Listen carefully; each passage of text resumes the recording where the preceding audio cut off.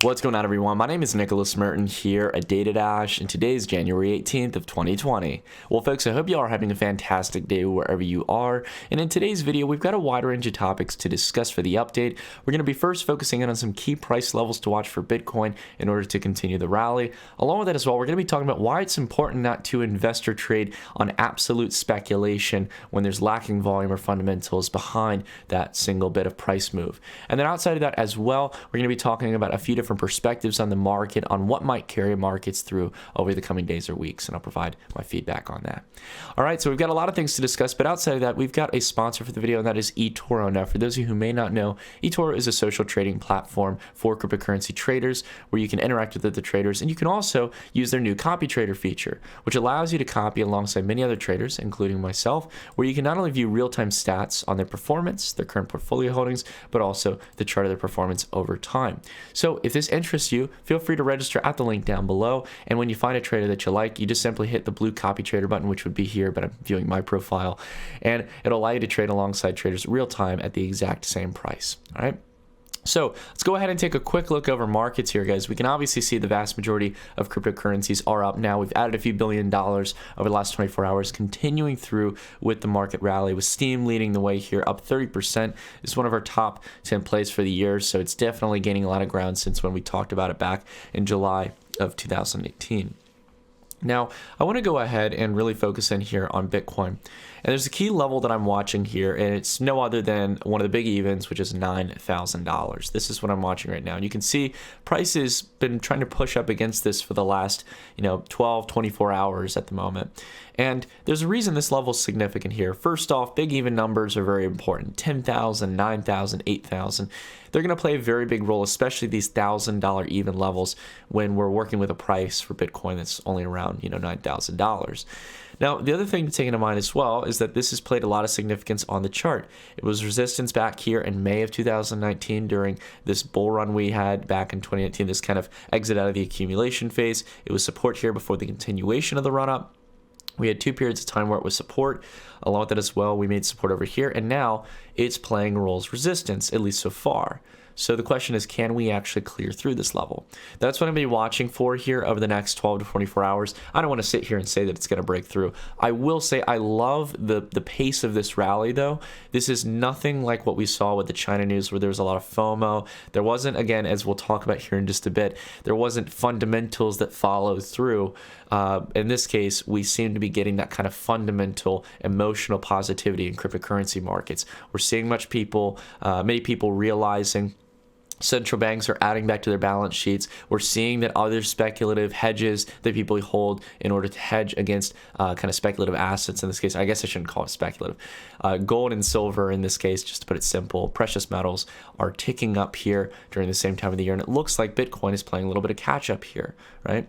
And we'll talk later on about a perspective of why this might break through and why it might continue very much. And it has a lot to do with market psychology, as we've hinted to a lot in the past.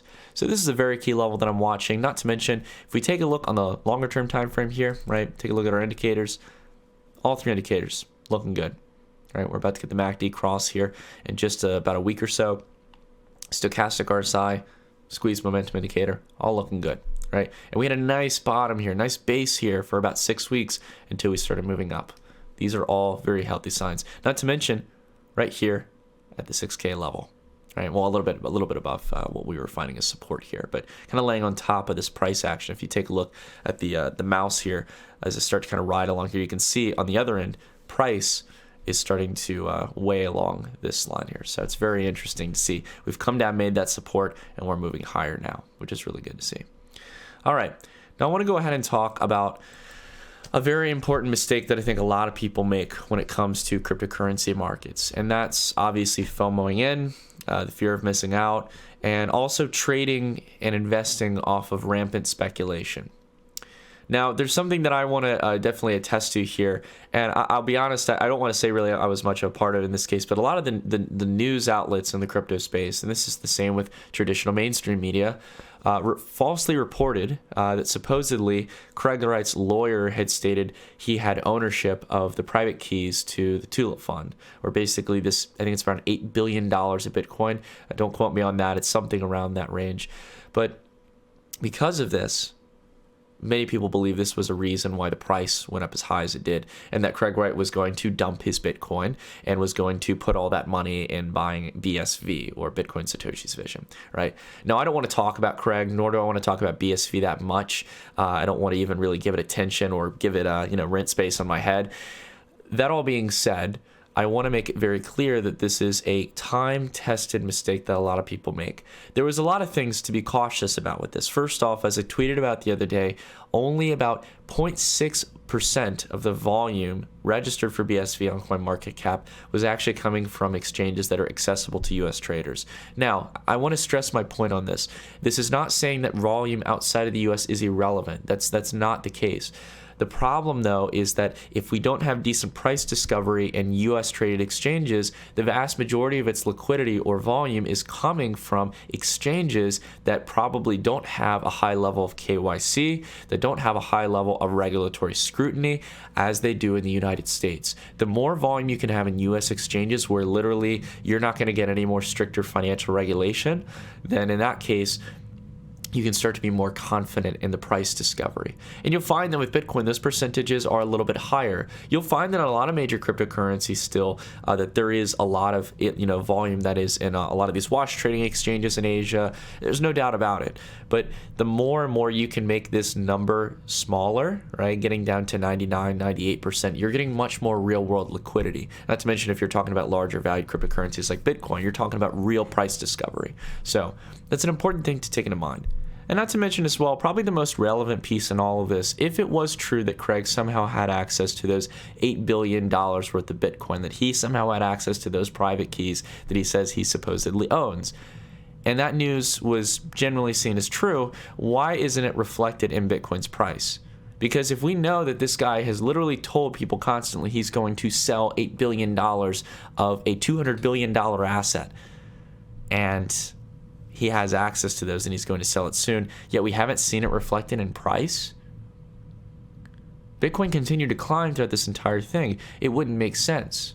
So this was my biggest red flag here, and I apologize, I didn't get to highlight it in the previous video, but this, alongside the fake volume, was what made me very confident in this case that the vast majority of the volume that propagated the rally in BSV in the short term was wash trading, and it wasn't real traders.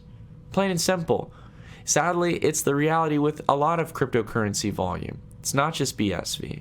But when you have excessive wash trading volume, you can create false price discovery. And that's why afterwards, on the liquid exchanges in this case, people start selling off. We're already down 43% from the peak here. Now, bear in mind, you could say, oh, BSV's still up, Nick. That's very true. Hey, if you guys bought down here, good for you. Vast majority of traders or everyday people did not. They bought when there was FOMO, when there was rampant speculation. And for those of you who did, I'm not trying to rag on you guys. I feel empathy for you all.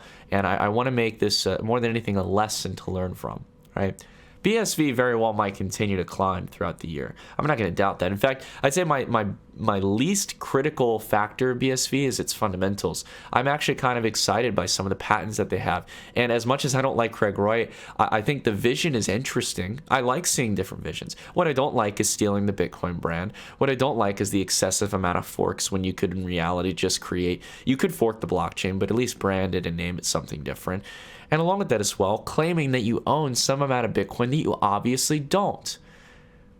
This stuff just irritates me. I think Vitalik put it best. If you have a simple way to prove something, in the sense that you are Satoshi in this case for Craig Wright, and you don't engage in that simple measure of proving that you are Satoshi, it's likely that you're not telling the truth. Plain and simple, right? He could easily go on Satoshi's blog, post on there with a signature of Craig Wright and say, oh, look, I'm Craig Wright. I'm Satoshi. He could do that. And he could also prove that he actually owns these private keys, but he doesn't. So, anyways, sorry for the rambling, guys. Again, just want to make this a very key lesson here. For some positive news, on the other hand, after all my rambling and my tangent, right? A major Turkish city is now exploring with creating a native cryptocurrency for its city. which is really interesting. Now, Turkey, out of all areas, is probably a great testing ground for this because Turkey and its the Turkish lira, its native currency, has seen a mass depreciation to the dollar over the last 2 years. Because of this, Turkey's population, especially its youthful population, I think it's around 20-25%, actively use cryptocurrencies on a daily basis, which is really exciting. There's actual shops. I have some friends who originate from Turkey, and they have some very fascinating stories about how there's actual shops you can go in where you can pay in pretty much every cryptocurrency you'd want. It's literally our dream come true. But not to say that in a joking way and stuff. Well, I mean that in a joking way in a sense because it's a very sad situation for Turkey. The currency depreciation has hit a lot of its citizens, and it's good to see cryptocurrencies stepping in as a viable solution. Not to mention, as cryptocurrencies are in many cases deflationary or at least have a fixed supply. In this case, we're seeing valuations rise. So it's a very good kind of contrarian technology to traditional currencies for people in Turkey. So this is basically from a city called Konya, if I'm pronouncing it right, in Turkey. I think it's the seventh most populous city in Turkey. And they're taking steps from the direct mayor, in this case, who confirmed it. They're taking steps to actually initiate this currency to help cover and reduce costs in relation to sales tax. It's a very interesting kind of small test bed, but I hope it turns into something more than just simply being used to reduce fees in this case. And not to mention as well, a lot of people I think would be curious, is this a stable coin? I'm really kind of confused by this because I read this quote here. It says the digital dollar would not be a stable coin. It would actually be a digital dollar. But I'm confused. So is this like its own native currency? That's at least what I'm getting from it if it's not a stable coin. So there might be some miscommunication with language here. Either way, I'm happy to see this. If it means reducing costs, I'm happy. If it means giving people the ability to have their currency in something that's not their local currency that's depreciating to a high degree, I'm happy for it, right? But I would like to see them using stable coins pegged to the dollar or cryptocurrencies like Bitcoin in this case. But it takes time to get that kind of stuff more mainstream. Now, the last thing I want to talk about here really in the sense of kind of market price action. Let's talk about some perspectives from other traders out there. And we talked a little bit earlier about, taking a look at Bitcoin's chart here and asking, how are we going to break through this $9,000 level? And we not only can see here, we've obviously got, higher lows here and a general kind of range of resistance here under 9,000.